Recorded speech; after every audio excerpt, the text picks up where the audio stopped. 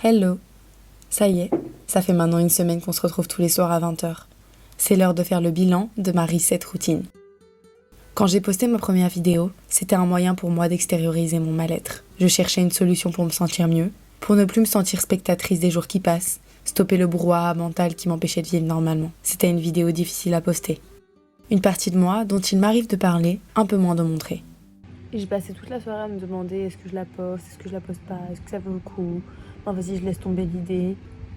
Il y a un petit malaise, je sais pas, à montrer ma vie, je sais pas pourquoi. Du plus loin que je me souvienne, j'ai toujours été une enfant angoissée. J'ai trop tôt posé des questions qui ne me concernaient pas. Et en comprenant le monde, j'ai construit des barrières autour de moi. Des barrières que j'avais envie de casser. J'ai eu envie de rompre avec la déprime mentale qui m'accompagnait. Et c'est pour ça que j'ai commencé ces vidéos.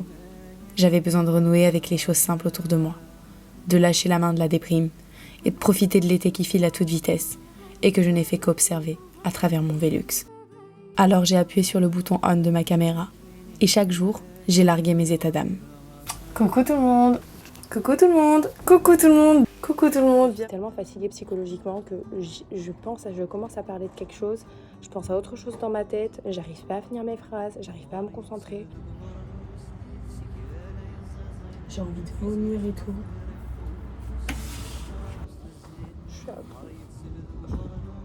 J'ai envie de rien faire. J'ai envie d'avoir un truc pour m'enlever ce poids que j'ai sur la poitrine là depuis ce matin.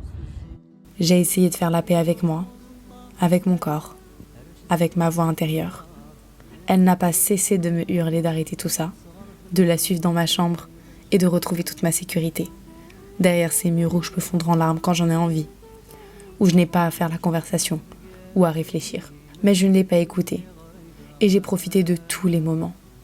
J'ai renoué avec une ancienne partie de moi, elle qui vivait des moments de qualité, avec des gens qu'elle aime, même avec rien, juste avec beaucoup de soleil. Celle qui n'avait pas peur d'être un poids émotionnel pour les autres. Et cette semaine, j'ai tiré une grande leçon. J'ai appris que les gens qui vous aiment vraiment, vous aiment tout entier. Alors même si j'ai souvent l'impression d'être une déprime sur pattes, et que j'ai peur d'être contagieuse, de transmettre mon malaise autour de moi, cette semaine j'ai réalisé que cela m'avait beaucoup coûté.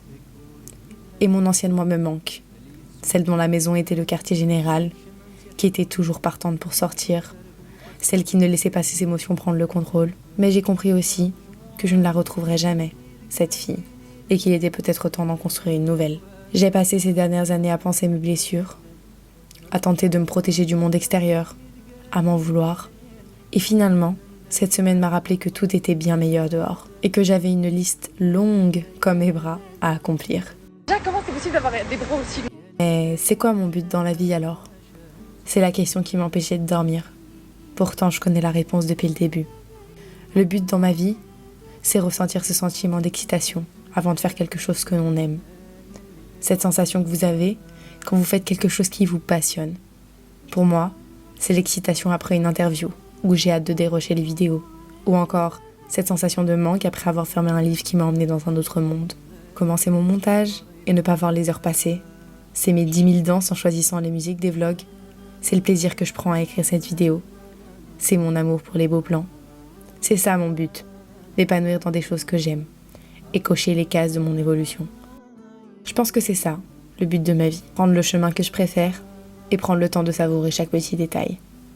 Alors je vous dis merci à tous, merci d'avoir regardé ces vidéos, merci de m'avoir laissé vos commentaires et surtout, profitez bien de votre été.